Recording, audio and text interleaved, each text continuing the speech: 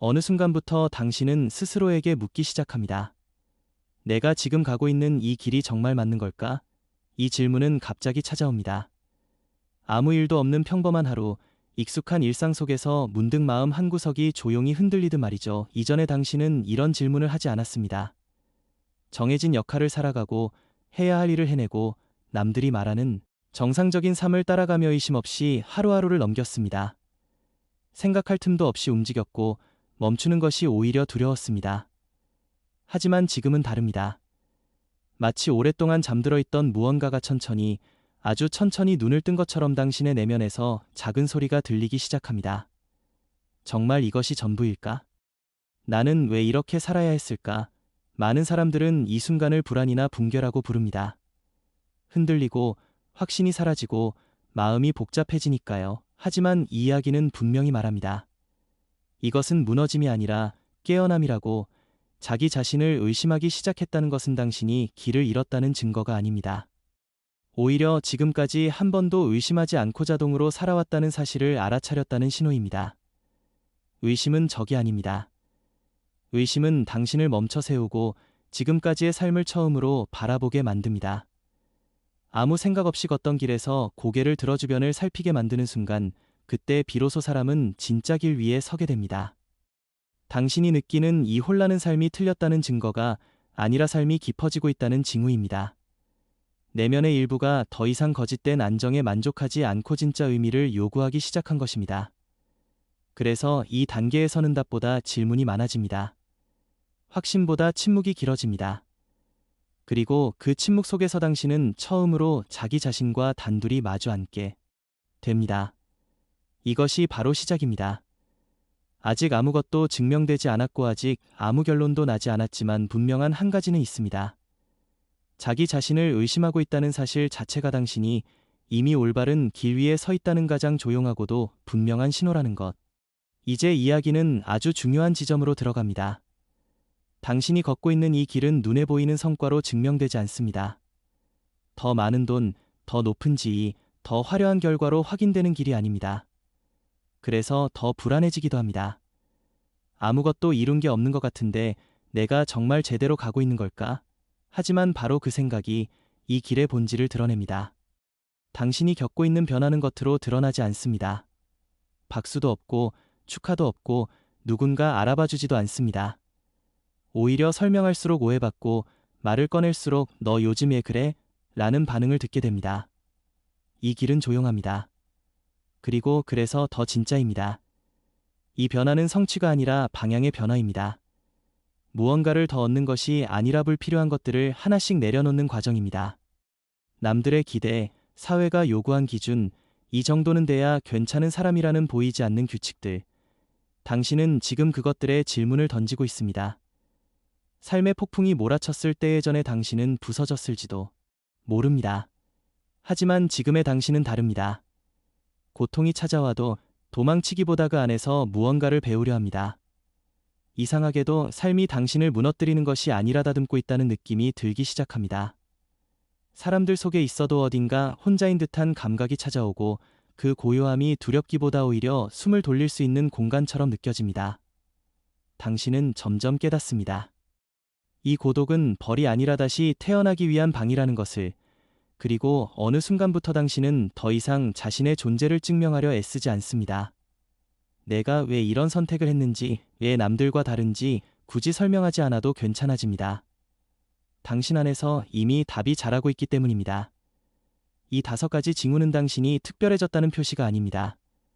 오히려 더 솔직해졌다는 신호입니다. 더 이상 가짜 평온에 머물 수 없게 되었고 삶을 피상적으로 소비하는 대신 깊이 마주하기로 선택했다는 증거입니다. 그래서 이 길은 느립니다. 그래서 이 길은 조용합니다. 하지만 바로 그렇기 때문에 이 길은 당신을 배신하지 않습니다. 이제 당신을 가장 괴롭히는 감정에 대해 이야기할 차례입니다. 바로 의심입니다. 많은 사람들은 의심을 약함이라고 생각합니다. 확신하지 못하고 흔들리고 스스로를 믿지 못하는 상태라고 말하죠. 하지만 이 이야기는 전혀 다른 관점에서 의심을 바라봅니다. 의심은 길을 잃었다는 신호가 아닙니다. 오히려 지금까지 너무 오래 아무 질문 없이 살아왔다는 사실을 깨달았다는 증거입니다. 자동으로 움직이던 삶이 멈추고 비로소 내가 어디로 가고 있는지를 보기 시작한 순간 의심은 자연스럽게 따라옵니다. 생각해보면 그렇습니다. 완전히 잠들어 있을 때는 꿈이 이상하다는 사실조차 알아차리지 못합니다. 하지만 깨어나는 순간 가장 먼저 드는 감정은 혼란입니다. 의심은 바로 그 깨어남의 흔적입니다. 당신의 삶에도 균열이 생겼을지 모릅니다. 겉으로는 멀쩡해 보이던 세 개의 작은 금이 가고 그 틈 사이로 질문이 스며듭니다.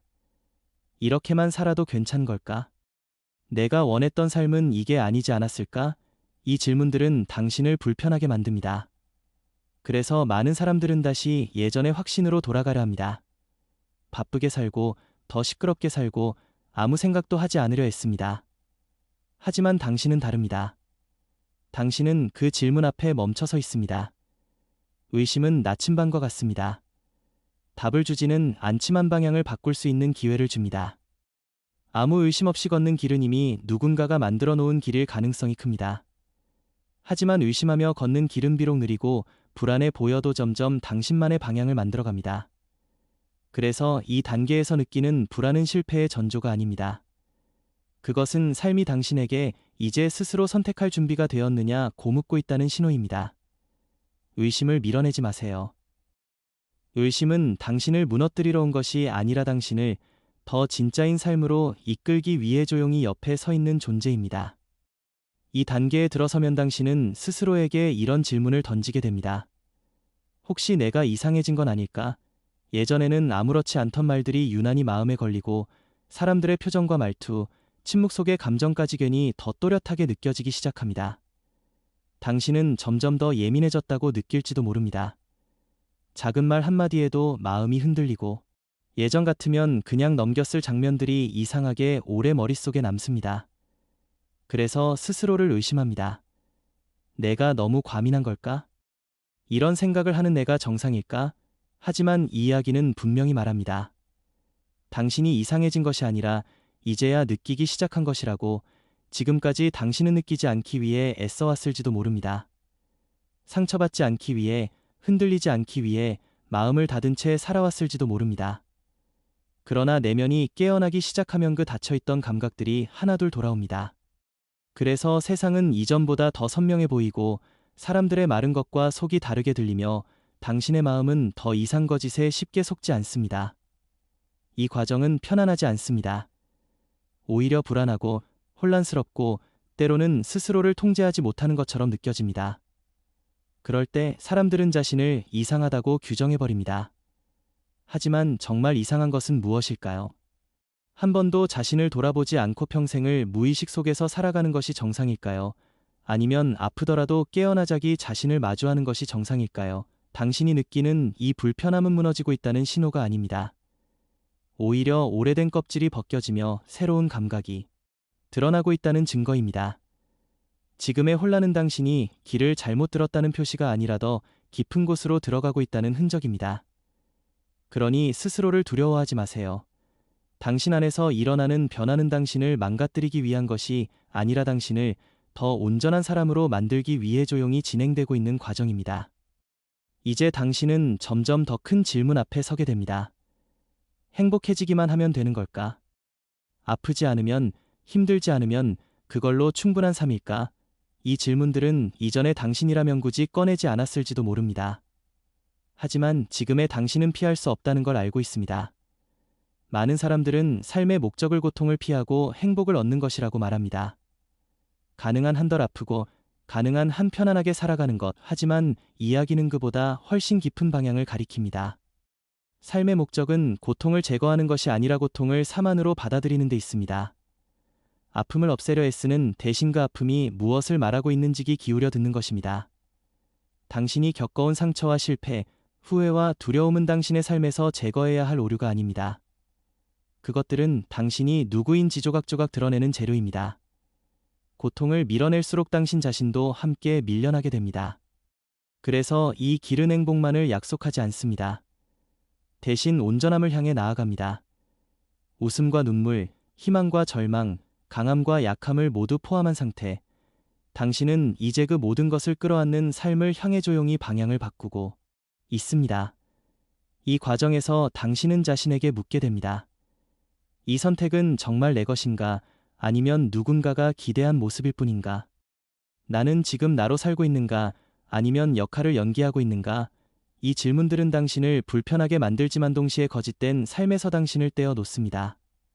가짜 안정 대신 진짜 불안을 선택하는 순간 당신은 비로소 자기 자신의 중심으로 돌아오기 시작합니다.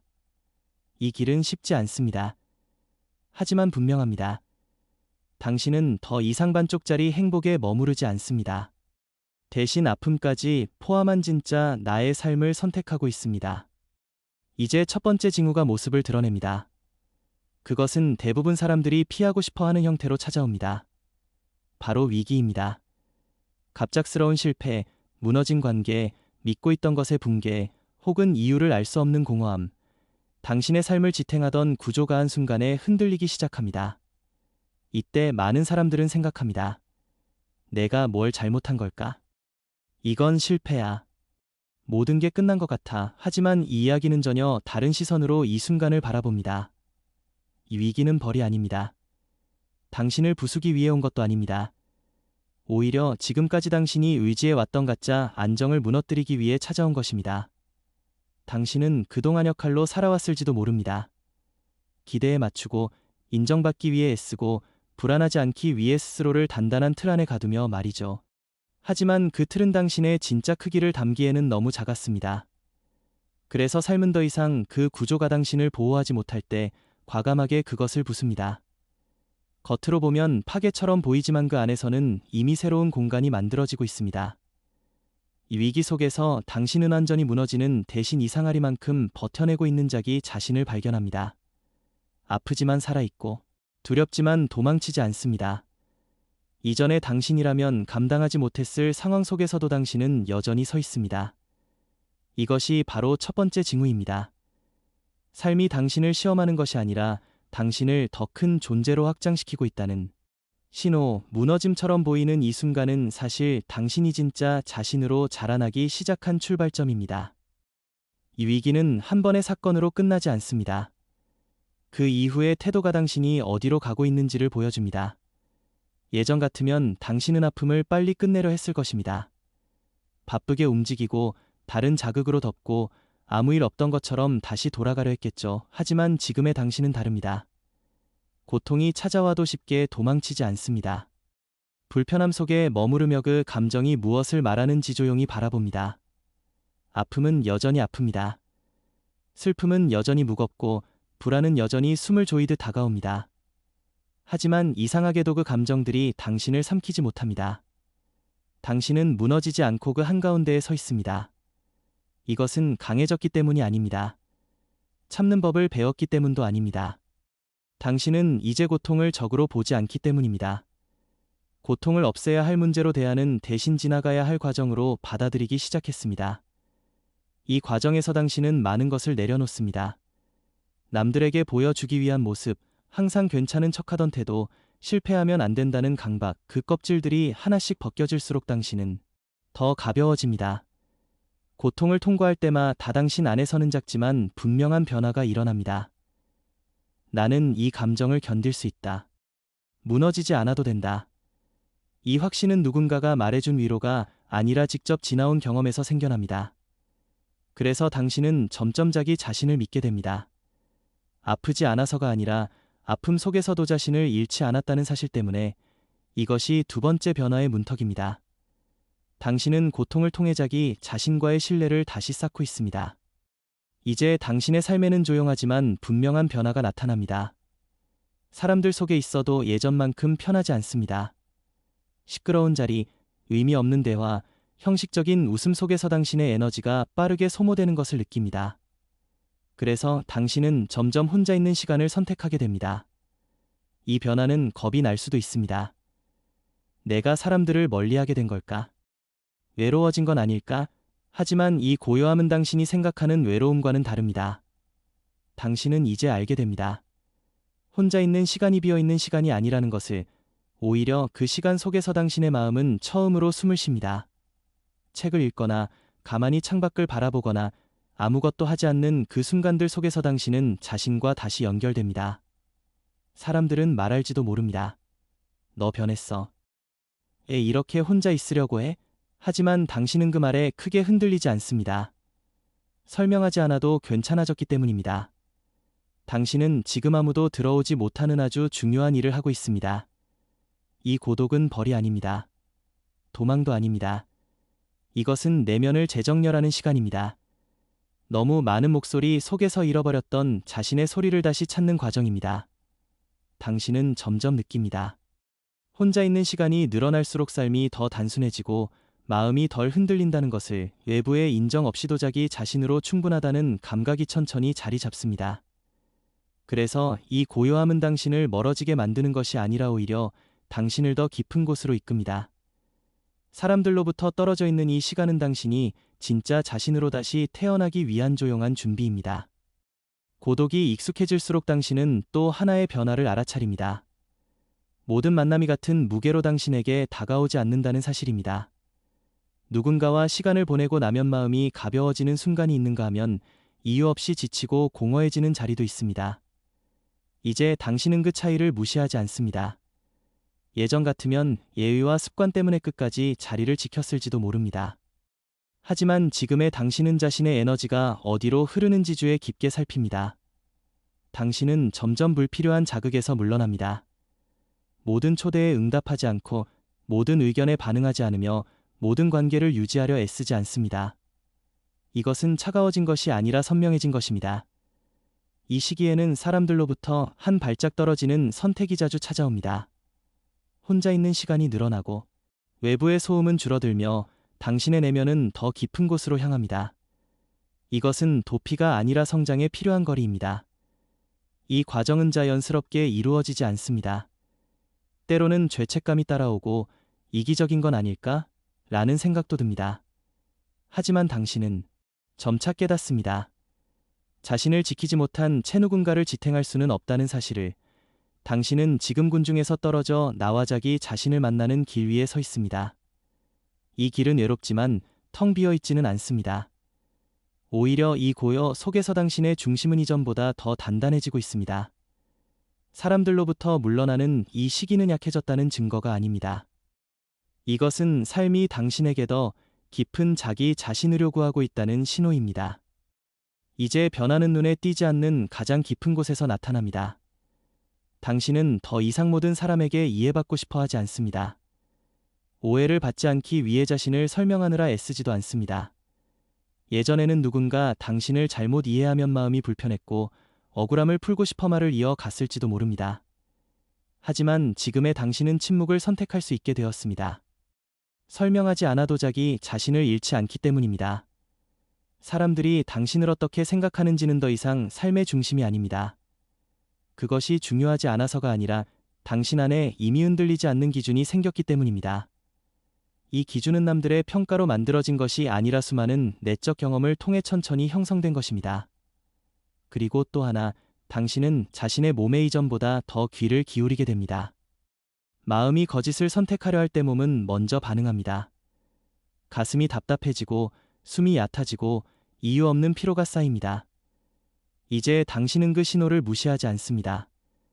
몸은 가장 정직한 나침반이라는 것을 경험으로 알게 되었기 때문입니다.